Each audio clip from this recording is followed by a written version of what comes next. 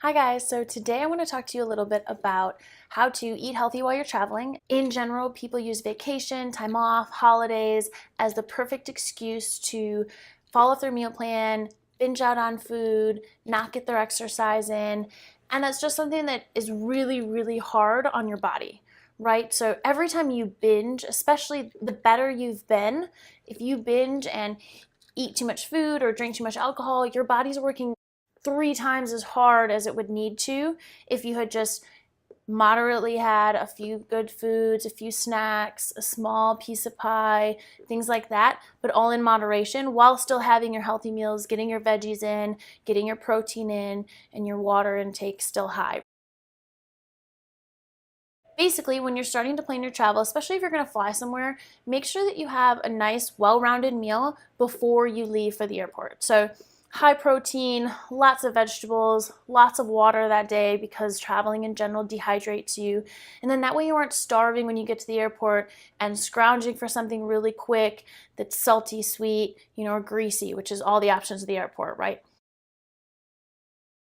The other thing you're going to want to make sure you do is to pack your snacks. So bring protein bars, protein powder in bags, mixed nuts, anything like that. Fruit can all travel through security at the airport. It's easy to transport if you're driving to a family event or for a vacation or things like that. And it really makes it so that you're not starving all the time. It makes it so that you can have more frequent meals and you're less likely to binge on like that big celebratory meal. Another trick that I like to use is when I go to the airport, I bring an empty water bottle, take it through security, and then fill it on the other side so that I'm not paying an outrageous amount for bottled water. You really want to make sure that you're staying hydrated, especially if you're going to fly, because in general, flying is going to dehydrate you. A long day of travel is going to dehydrate you.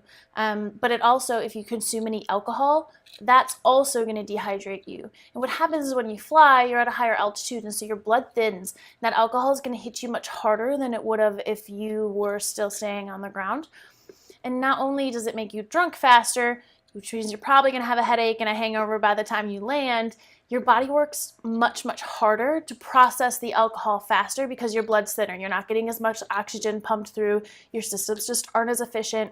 And so it makes it much more difficult for your body to process the alcohol as well. And so instead of worrying about the food that you consumed and using it for energy and pulling the nutrients out of it, your body is just focused on the alcohol. So in general, try and steer away from alcohol when you're traveling, especially if you're trying to lose weight.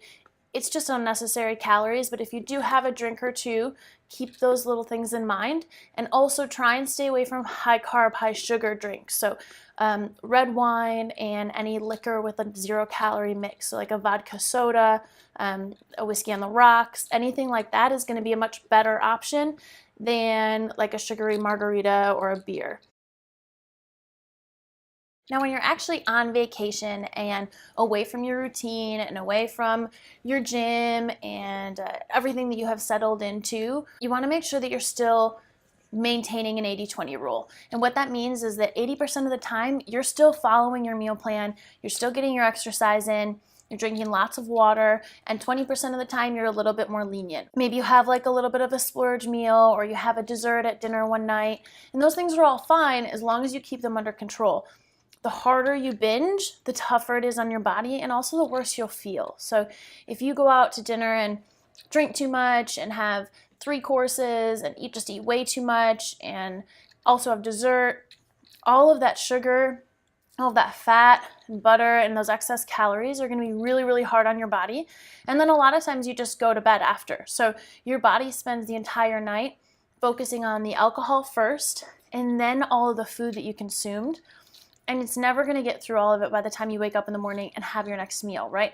And that's what causes weight gain. That's what causes bloat. That's what causes you to feel so groggy and, fatigued and tired and not wanting to do anything. And a lot of people think that that's just normal on vacation, but you don't have to feel like that. Portion control your meals when you do go out to dinner, even if it means when they set it down in front of you, ask for a box right away and have them box up half of it so that you can have it for lunch the next day or have it as a snack later, whatever it may be. And you just want to make sure that you're still keeping control and really being aware of what you're consuming. The other thing is make sure you get some activity in. Don't use a vacation as an excuse to not get your workouts in. And if you don't have the facilities to get your exact routine in, go for a walk. See if you can rent bikes somewhere. Go for a swim. Almost every hotel has at least a small fitness facility now, or a pool. Run around with your family. Take the stairs instead of the elevator. There's lots of things you can do to just kind of have fun with it, but still get that activity in, get a little bit of calorie burn in, and leave yourself feeling really good for your vacation. And then when you come back, you don't have to fight all those sugar cravings all over again. That's all I have for you today. Make sure that you subscribe to my channel and also check out the link in the description below.